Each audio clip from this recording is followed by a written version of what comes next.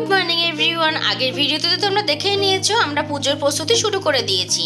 আর এদিকে মোটামুটি আমাদের ফুল গোছানো আর তার সঙ্গে সঙ্গে ফল থেকে শুরু করে মিষ্টি সমস্ত কিছু পুজোর প্রায় রেডি।